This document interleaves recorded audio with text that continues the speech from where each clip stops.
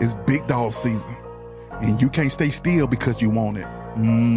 Talk that talk, George. You still scraping your plate because you're hungry.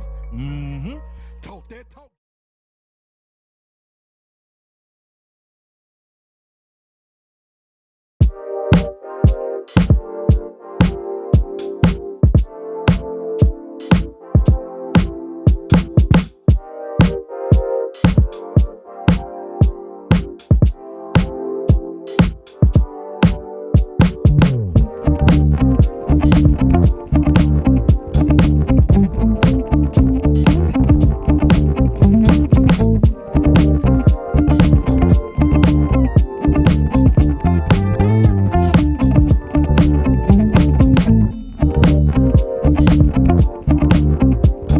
Good morning. Today is Saturday, April 4th. The year is 2026. Has a few days to be my birthday.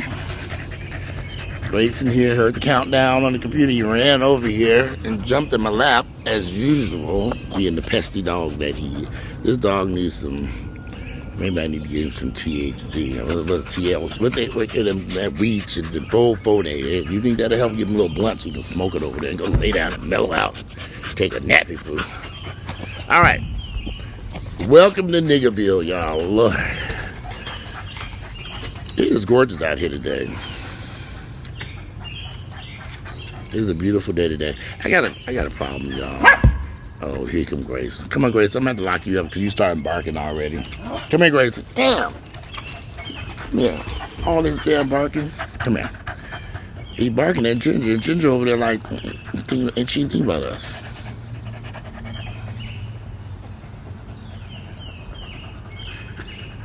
I made the mistake of going out again last night. I had a friend in town from out of state. He's been here since earlier in the week. I promised him I would meet with him one night or go do something. So last night when I left the gym, went to the gym late, working on my leg, working on my hip, doing some other stuff. I left the gym and I decided, well, I'll go meet him. And we went to the Eagle. I'm going to meet at the Eagles. I couldn't believe how packed that place was. I got there about 10:30, 11, somewhere up in there. That place was super duper packed, and I was not expecting a crowd like that. And you know, I thought I was gonna pop in, say hey to him, have a drink, and then go back home. It was just that didn't quite work out the way I wanted it. First, I had to find parking, fight this long line of people, get inside.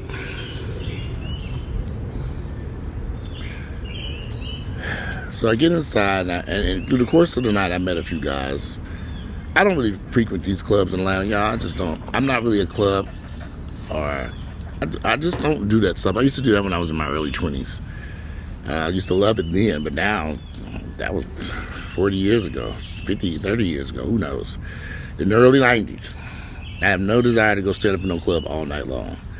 As I stood there looking at everybody just standing around, it just brought no excitement at all to me. I'm just thinking, okay, let me find this boy so I can talk to him.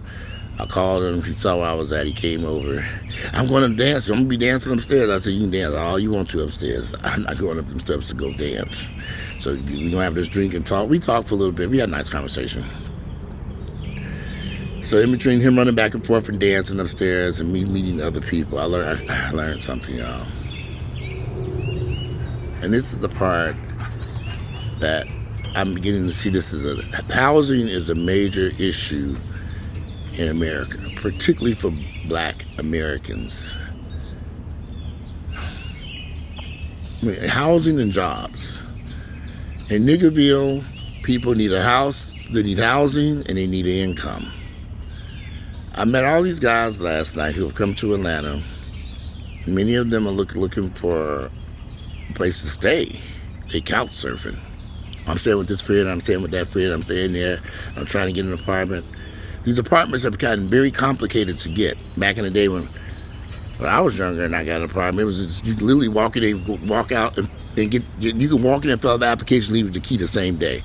The last apartment that I got was during COVID in the fall of 2020.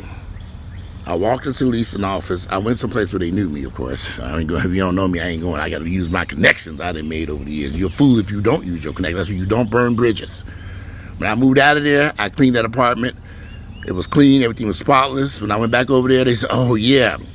She looked at the file. "Oh yeah, your place was spotless and clean." She said, "What do you need?" And I told her what I wanted. They didn't have what I wanted, but she had something else that was available. So I went on and rented that. I mean, literally, I filled out that application, and that lady gave me the key the same day. I paid the deposit. I walked out of there with that key. And that was in 2020. I don't know if that's possible in 2026 because there's so many issues going on now. I don't know unless you know somebody. I don't know. I can't say. I have a friend who moved. He moved to South Carolina. He was able to get his apartment the same day as Charlotte. So he was able to get his key the same day. But it's very rare that you can fill out the application, get everything resolved that same day, and get that key. These days, they checking every damn thing. What's your mama's name? What's her social security number? What's your aunt's name? Background checks on everybody, but they ain't gonna be living with me. Yeah, nigga, we checking everything. So that makes it more complicated for these guys to find apartments. And then, of course, with the rents being so astronomical, and you have to make 3, 4, 5 times the rent or whatever numbers they come up with, and deposits and all this other shit. It's like, okay, well, that's all they tell me, go buy a house. They ain't worry about this shit. Damn. It's ridiculous. They ain't doing no background check to buy a house, and you don't need to make 3 times the rent to buy a house. They're going to base it off what you can afford. Buy you a house and be done with it. But I meet all these guys who homeless, and they horny. You're homeless and you're horny. It's like, okay, I want to come by your house tonight. You just told me you sat couch surfing. What do you mean you want to come by my place? You come to couch surf at my house tonight? No, you're not coming over to my house. We just met 3 minutes ago, 10 minutes ago. How long I was sitting up here talking to your ass? I had a drink last night. I'm like, you ain't coming back. How long you gonna be here? I will make sure to not let you know when I leave this place because it will be soon after I finish this conversation. But when you continually meet people in the black community who are suffering from housing deficiencies, they don't have a place to live. They're going from place to place. They're staying with this person. They're staying with that person. They're applying for apartments. They can't get them for whatever reasons. They're getting denied. It's kind of strange. It's kind of scary. I'm lucky. I don't even say lucky. I just never had a position where I couldn't get a place that I wanted. I use my connections. I just call people I know, realtors I know. That's one reason that people say, why are you still in Atlanta? Well, I know so many people in Atlanta that I don't have to suffer versus me going to Miami. I don't know shit and I don't know the language. I'm down there trying to figure this shit out. I would never go down to Miami unless I had the keys to a house in my back pocket on my way driving my U-Haul to Miami. And it would be a mortgage payment, not a rent. I'm not renting shit in Miami. That's just my take on things. Like, you have to be looking online, looking at them houses in Miami. Is it getting cheaper? Is it getting cheaper yet? Is the prices getting cheaper? Is the prices getting cheaper? Is the prices getting cheaper yet? Is it getting cheaper, Ginger? Almost had Ginger. Ginger ran though. She said, Ginger. I almost had you, didn't I? She said, no. Come here, Ginger. She ran back in the house. Yeah, welcome to Niggaville, where you can't find a place to live. And you meeting people, complete strangers, you go sleep on their couch.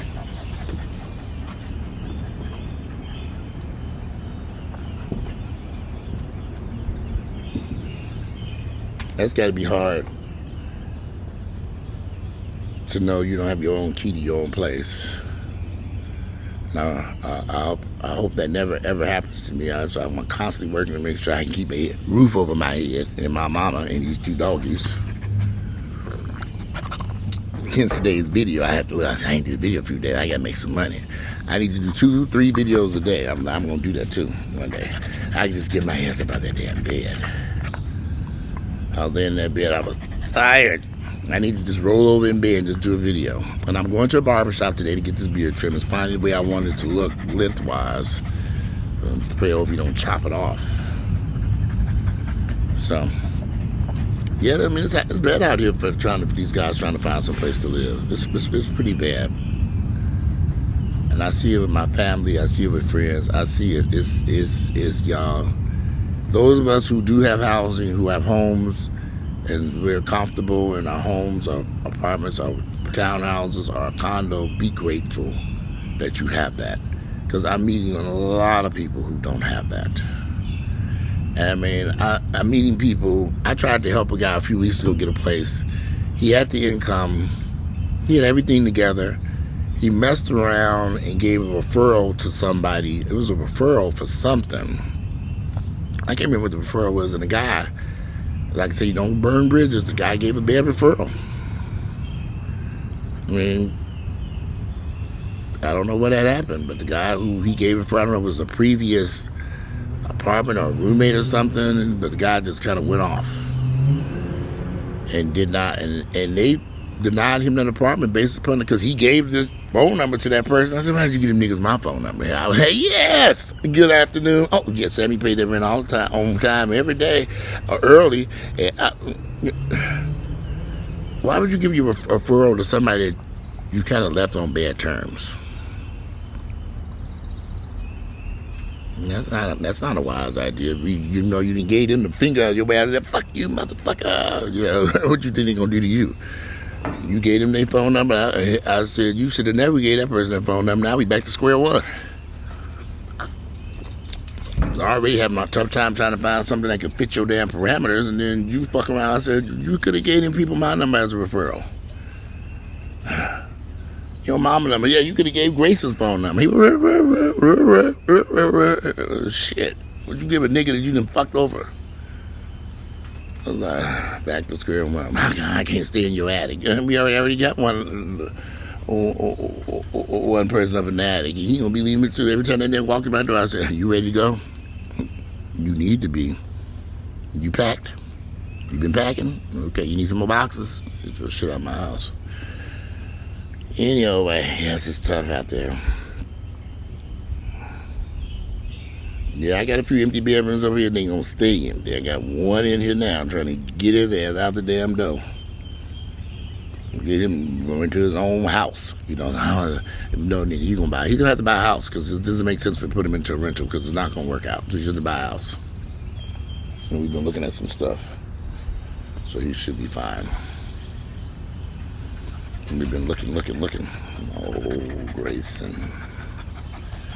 Yeah, these niggas just can't find nowhere to live. It's just said, welcome to Niggaville, y'all. Good Lord. Yeah, housing. And I suspect white Americans are probably having a problem too. But I don't see these Hispanics having that problem. I see them living in, there's some Hispanics that live in here not too far from me, in massive houses. There'll be 30 cars parked outside there. They didn't turn it into a 200-room apartment, a single-family home.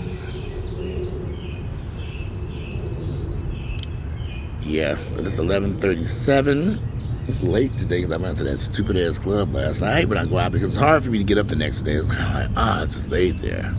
I only had one drink, and I didn't even drink all of it. I drank about half that drink, but the problem was I had left that gym. I really screwed up. I left the gym, and I went to meet him, thinking I'd be able to get in and out of there, not knowing it's going to take me 30 minutes to find a parking spot. Luckily, I did find a parking spot, but anyway, I didn't think it was going to take the time and effort that it took for me to get in and out of that damn club. I thought I was going to run in and see him and run my ass out of there. So when I left there, I went and got me something to eat and brought my ass home. And I just kind of, I'm tired now. Shit, I'm lagging. Excuse me. I hope you all had a beautiful weekend. We had some rain in there, go knock some of this pollen out. I was literally laying in bed. This is interesting. I was laying in bed yesterday. And I said, damn, I'm having a tough time breathing. And I was breathing, and I said, let me go use my Navitch thing to blow out your nose. I forget what it's called. It's called Navage, N-A-D-A-G-E. And I used that thing and put it on my nose and rinse out. I could breathe again. It was the pollen that was choking the shit out my ass. I was like, damn. If I went and got that taken care of. Y'all.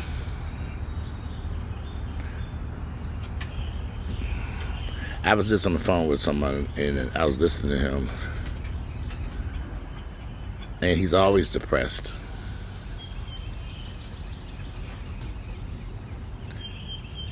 And it concerns me because he has told me he has considered suicide before, and I always talk to him. He's like really depressed. I'm like, what is it that's causing this issue? Nothing's gonna be perfect, y'all. But one thing I strongly suggest you do is you better find some happiness in this world. You better find some happiness. And if you're looking for happiness in another individual, forget about it. In material things, it doesn't work that way. In a car, people, a job, income. If you're looking for happiness, if that's what you're trying to find your happiness in, it's not going to work. You have to find happiness within you. You have to get up every day and go in the mirror and make yourself smile and be happy about the circumstances of your life that you live in. None of us have it perfect. My life isn't perfect. But I'm happy over here. I'm extremely happy. I've found my happiness.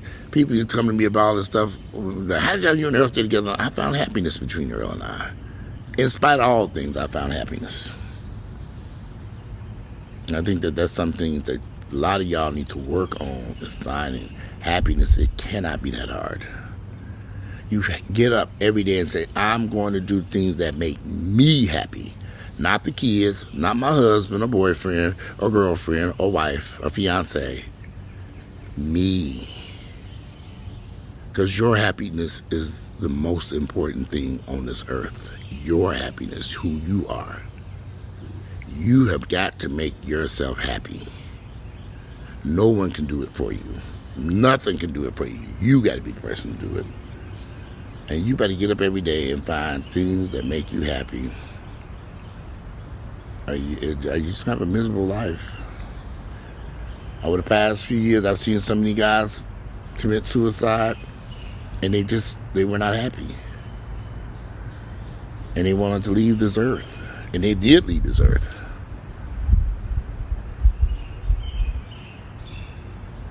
They did. They killed themselves.